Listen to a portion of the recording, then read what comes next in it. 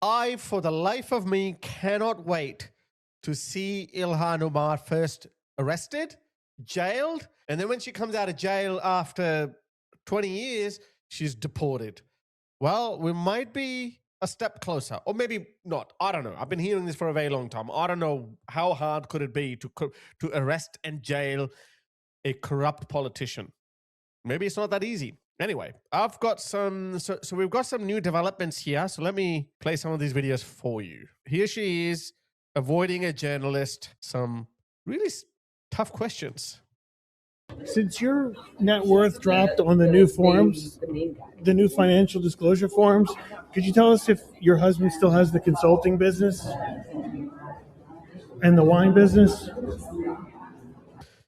Those of you who don't know, I think before 2020, her net worth was in a few thousands of dollars, and then it quickly shot up to $20 million. And she had a winery, which didn't exist. So that's why he mentioned that if she still has that winery. Business and the wine business? I remember you were saying it was an accounting error before, but the new forms are even lower in terms of the net worth. Does he still have those companies, the business? No answers. Corrupt. Consulting business and the wine business? Anything you can say on that, Congresswoman? She does not deserve to be called a congresswoman. My goodness. How hard could it be, guys, to arrest a corrupt politician? Well, definitely not easy. Let's check out this video. Breaking. Minnesota Representative Ilhan Omar attempted to send $1.46 million in funding to an address for a non-profit called Generation Hope. Let me guess, it was run by a Somali. The address to receive the money isn't a treatment facility, it's a restaurant. Oh, let me see. Let me guess. They were feeding hungry, starving children. After this was discovered, House Republicans stripped the earmarked money to Generation Hope over fraud concerns. Senators called for DOJ investigations into the group. Ilhan Omar tried to launder $1.46 million of taxpayers' money, and she got caught. If she got caught, guys, why is she not arrested? How hard is it? Imagine how many times she didn't get caught over the years. Yeah, 100%. Whenever you catch a thief, they always say, oh, this was my only time. But in reality, a thief can't help himself or herself, because once you get away with it, you keep trying it until you get caught. This is not normal behavior at all. Since before all of this insanity, from 1983 up until 2020, one singular restaurant operated out of the entire building, out of the entire 326 address. Up until then, this building promoted its restaurant. Look at this guy looking through the window. Up until 2022, when they begin to have some type of BLM thing and other political posters, that's when everything gets so out of hand. You guys are not going to believe the things in this video. 326 Cedar Avenue, and that is where we are right now. So this is 326. Ilhan Omar was trying to pass $1.46 million of taxpayers' money to Generation Hope, which is a substance abuse clinic, drug addiction place that was supposed to be operating here, but people found out that it is a restaurant. It's the exact address where we are that she listed to receive $1.46 million. I'm not an expert at this, but I remember watching this TV show called Ozark, in which the lead actor, who's an accountant, he goes to these businesses, and in order to launder money, they give them money, they pay them for their faux services, and then they basically, that's how they launder their money, and they wash their money, and then their black money becomes legit money. So that's exactly what she was trying to do with this restaurant. Check out this video. This is Fox News. Chairman and editor-in-chief of Forbes, Steve Forbes. The goddamn Somali Ilhan Omar and her white husband are running a money laundering operation in broad daylight. Oh, if we know all of this, I hope it's only a matter of time. I really hope it's only a matter of time. I will throw a party the day she gets arrested. The word for it, there's another word for it called crooked. And that's why we have to have an investigation into this. As you know, the Biden administration started examining her finances and that of her husband. And so surprise, surprise, that investigation went nowhere. But it's amazing how people can go into Congress and then become these entrepreneurial investing geniuses where they come in. She had under $1,000 of net worth and her husband didn't have much. And suddenly now they're multimillionaires. Is there a money laundering? Geniuses. I doubt she's a genius. I doubt. Operation here. And in terms of the firms themselves, they have a sketchy background. That winery in California that she and her husband own, where did that come from? Where's the wine there? It doesn't exist. Nobody can seem to find it. So there's a lot of smelly stuff here, and that's why in the American Dream, her version of the American Dream is the Al Capone version of the American Dream, Tony Soprano version of the American Dream, and that is steal it from the taxpayers. And so there's a lot of stuff here. And so when somebody cloaks themselves in the American Dream, and so you have numbers like this from minus 1,000 to 34. And Bernie Sanders, isn't he a socialist communist? AOC, aren't they communist? What about these people? When it comes to their corruption, they hide behind the infamous American Dream. But when it comes to everyone else, already rich people, people who have worked hard to become rich, they want to tax them to poverty? God, you can't hate these people enough. 40 million, you know something is not right. Yeah, and she's also like, blaming people, bullying, doing race baiting, race bullying. There's no evidence, public evidence, there's even a winery. She valued it at $5 million. His investment firm is real. It's supposedly real. Its D.C. headquarters appear to share office space at a WeWork, Steve. There's no track record of his firm managing money, doing M&A deals.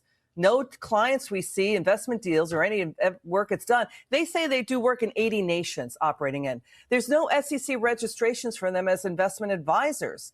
What is going on here? This increasingly looks sketchy, both the winery and his investment firm. Guys, before he answers that, you know what? I run a small business and you have to fill out paperwork. You have to sign paperwork.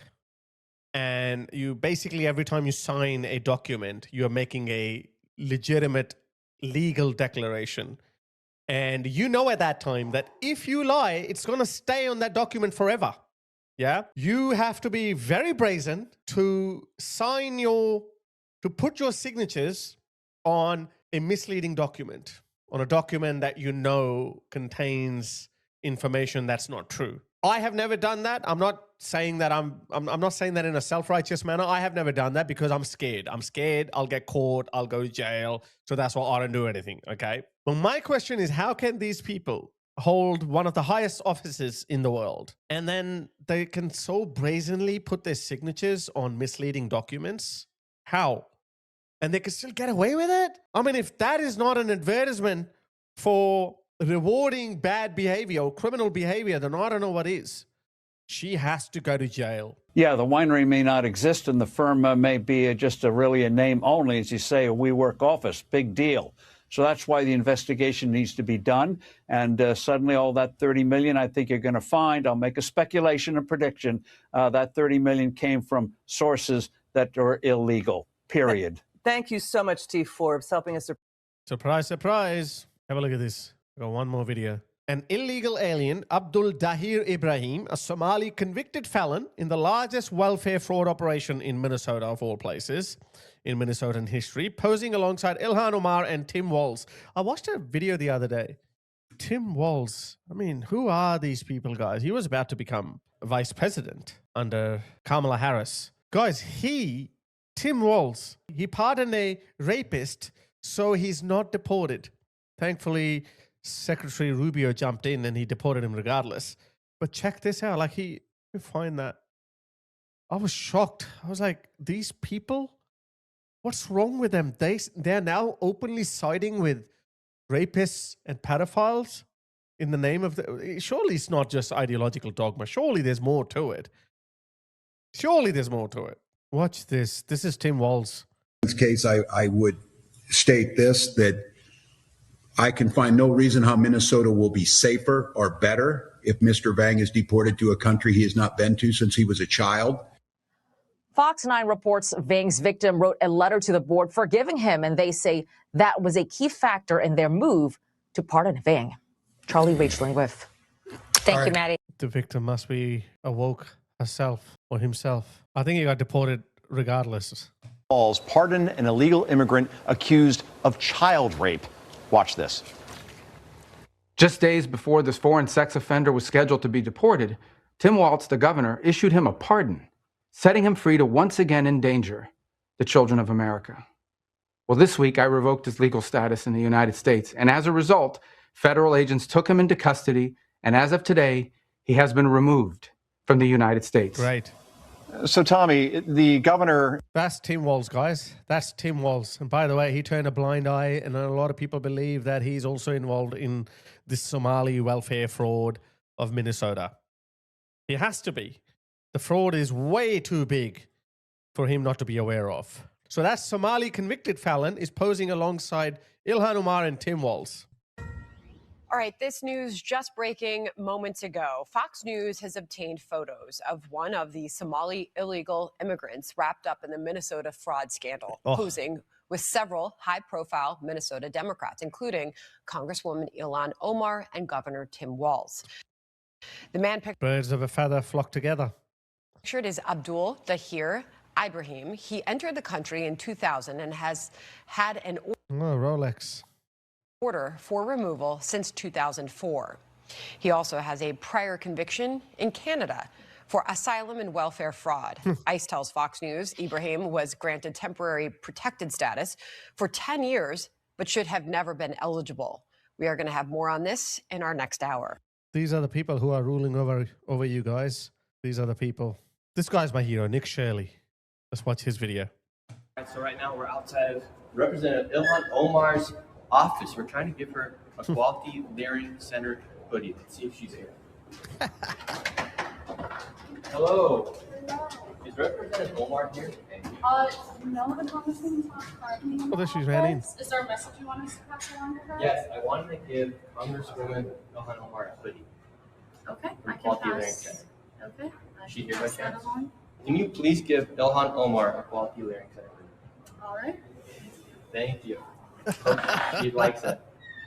Hopefully she leers a little because fraud's bad. All right. Well, they took the hoodie. Ilhan Omar now has her own quality layering center hoodie. And if you want one, you can go to shirleydefense.com or go to the link in my bio. I hope she likes it.